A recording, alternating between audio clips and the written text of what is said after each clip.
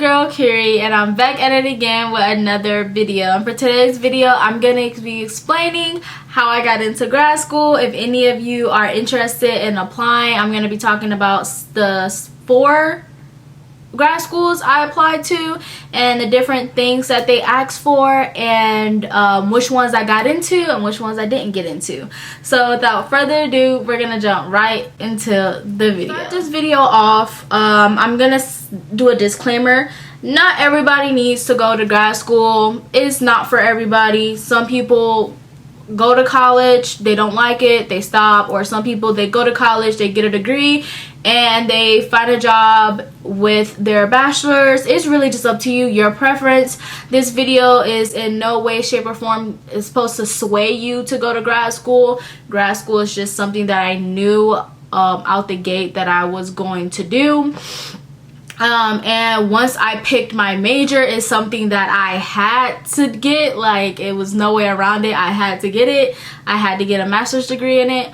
I just want to do that disclaimer. I don't want anybody thinking that just because I'm in grad school that I'm better than anybody, or something that you have to do. If you want to just get your bachelor's, get your bachelor's. If you just got a high school diploma, okay. If you just got a GED, okay. That's your life. I'm not here to judge you. Whatever you want to do with your life is your life. So we're gonna jump right into the first school. So I'm gonna do it in the schools I didn't get into. Well, the school, because I only didn't get into one. The school I didn't get into to the schools I did get into. So one of the schools I applied to, well, I'm going to say the program that I'm in, but I'm not going to go in depth about the program. I'm going to save that for another video. So the program that I was looking into when I applied for grad school was the MSW program, which is Masters of Social Work. So I want to be a social worker, and in order to be a social worker, whether it's in school, the medical system, and the criminal justice system, military social worker, you need a master's degree, and in some of those instances you also need to get licensed after you get your master's. So in all the schools I applied to, I made sure they had an MSW program. So the first school that I applied to that I unfortunately did not get into was Georgia State.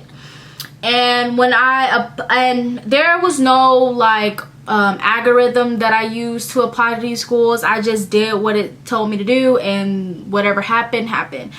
So like all schools, you have to do an application. So with Georgia State, I did their application. Their application fee was $50. I also had to do a statement of purpose. So a statement of purpose is basically like they ask you questions that you need to write basically a paper about, and some statement of purposes, they have certain lengths, like word count. I'm not really sure. Let me see if Georgia State had one. If you see me looking down, I'm looking at my laptop because I'm pulling up the schools to tell you the exact information, because I don't want to tell you the wrong thing. So I'm trying to see if Georgia State had a word count for their thing, but I don't know. I can't remember if they did or if they didn't. But for my statement of purpose, and I've also have my statement of purpose pulled up. Sorry if I'm talking fast. I don't want this video to be really long, but for my statement of purpose, the first thing I did was give a brief overview of why I wanted to be a social worker and the things that I was gonna go in when I got my master's degree in social work. I'm not gonna tell you what I want to be as a social worker. I probably said in my other videos, but I want to save that for another video. Then after that, I discussed my life experiences and my understanding of social work. So I kind of talked about how me working at a daycare kind of correlated with what I want to do as a social worker. And I also talked about like what a social worker means to me, in order, like when it comes to what they do and what's expected of them. Next, I talked about my particular interest, like why am I interested in social work. Next, I talked about my personal qualities. Basically, what qualities do you see in yourself that would benefit you as a social worker. So for me, I said my honesty, my organization skills, and my dependability. And as you can see, I have 2 calendars. I also have like a little board right here with due dates on it. I also have a planner, and I also use Notion, which is a website planner. So as you can see, I'm very organized, honest, I'm very blunt, which can be a downfall and a good thing, and dependable, I say I am when it comes to friends. Next, I discuss experience that I have.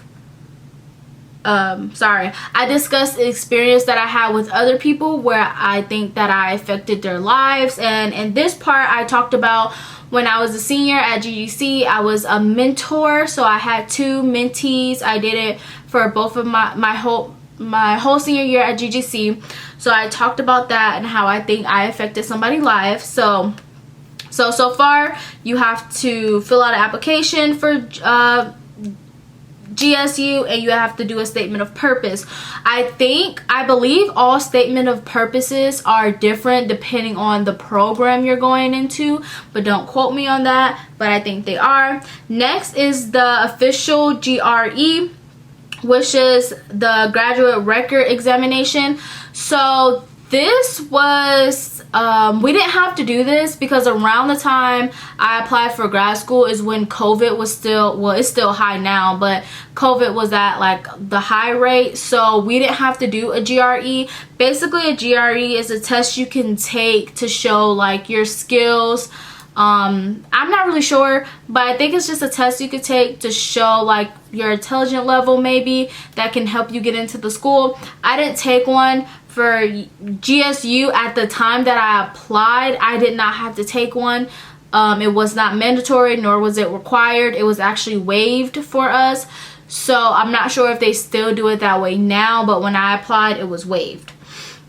Also, you have to send in 3 letters of recommendations. So my 3 letters of recommendations all came from professors that I were in undergrad with. One of my professors was my genders teacher. I had her for 1 year, but I honestly loved the class so much. So I asked her if she could write me a letter of recommendation. And basically how I wrote my letter of recommendation, I told them why I wanted it, and I told them, I talked about the class, why I wanted them to write it, and how I loved the class. The next teacher is honestly one of my favorite teachers at GGC. She's also my mentor. So that's another professor I asked to write my recommendations. And another teacher, he was actually the administrator, I believe, over the criminal justice system. Over the criminal justice program at GGC, and I had 2 classes with him, and I really enjoyed his way of teaching. So I asked him to write me a letter of recommendation. All 3 of them did it. Boom, boom, bam. Also, you have to submit your transcripts for when you apply for grad school. You have to submit your transcripts. For me, it was kind of different because I had to submit my unofficial transcripts since I graduated in spring, but I still had to do 2 more summer classes, if that makes sense. So I couldn't send my official transcripts until those summer classes were over. But then again, I did not have to send my official transcripts to GSU because I did not get into GSU. I just sent my unofficial transcripts when I sent in the application. And that's basically it for GSU. Usually when you go to the website, they have like everything on there that tells you like what you need to do for the application, the questions for the statement of purpose. So don't think those statement of purpose questions I came up with. No, they have a section for each college of the questions you need to answer when you write your paper for the program. They also have word requirements, but I just cannot find. Oh, I see it. So for GSU, I couldn't write no more than 6 pages, and I think I wrote probably 4 to 5 pages. So for GSU, I couldn't write more than 6 pages. So for the next school we're gonna look at is Kennesaw. I'm looking at Kennesaw because Kennesaw was one of my top choices, and I actually did get into Kennesaw. There's not really a big reason why I didn't. Okay, so I got into Kennesaw and I got into Clark. Let's just jump to the chase with those two. The school I'm going to now, I picked it because I liked how small it was. I felt like it was just a better, not even like how small it was. I felt like it was just a better fit for me. I feel like it was small, it was more hands-on, it was more like more of a tight-knit community.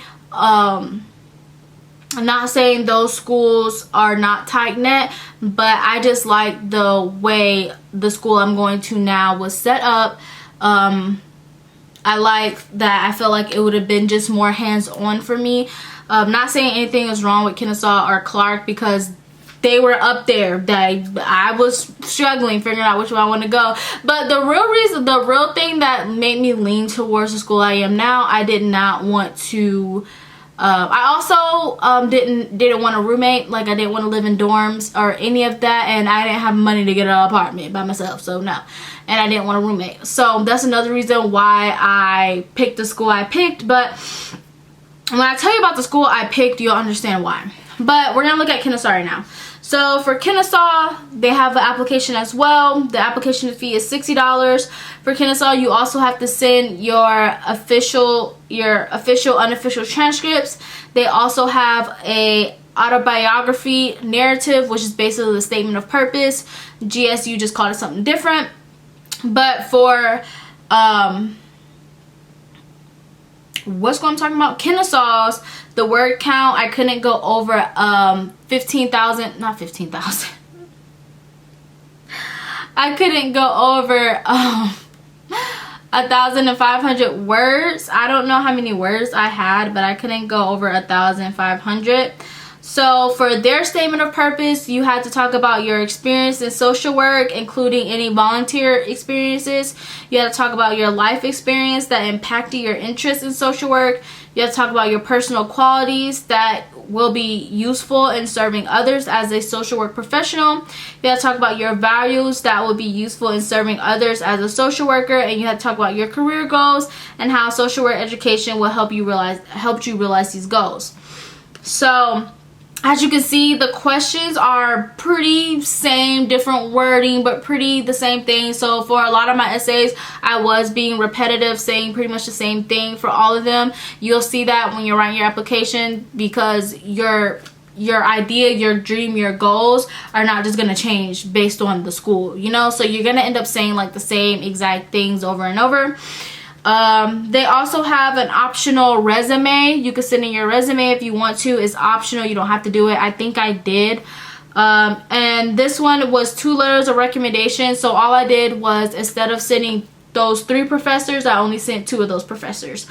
But I used the same 3 professors for all the schools. I'd never asked anybody else. If it was 3 professors, I sent the 3 that I asked. If it was 2, I just asked 2 of them to send me a letter. So that's it for Kennesaw. Again, I did get into that school, but I did not go. There's nothing wrong with Kennesaw. If you want to go there, go there. I actually applied there during my undergrad year. I did not get in when I applied undergrad, but I did get in when I applied to grad school. I just did not go. The next school I'm going to talk about is Clark, Atlanta, which is a HBCU. Y'all probably wondering why I didn't go there, but there's nothing wrong with Clark. It's just, at the time and still now, it's just not what I wanted right now.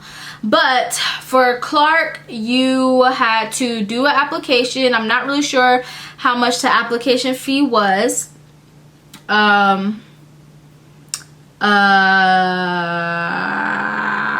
Okay, I was so confused at what was going on.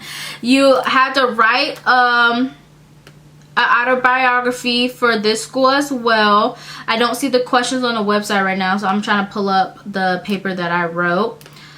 So for my autobiography for Clark, I talked about why do you want to be a social worker and why does it appeal to you? That's one of the questions that I had to answer. Another question I had to answer is, why do you want to attend Clark University? So I talked about the reasons why I wanted to attend it. Even though I didn't, it was a school that I did want to go to. Based on that school's mission, values, and goals, why are you a good candidate for this program? So I had to read over their mission, vision, and goals and talk about, like, based on those mission, visions, and goals, why do I think I will fit into the program?